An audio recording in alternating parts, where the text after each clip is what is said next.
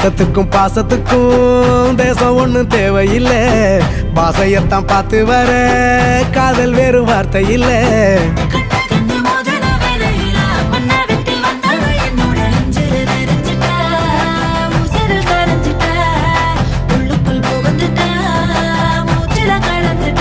மனசு ரக்கமுளைச்ச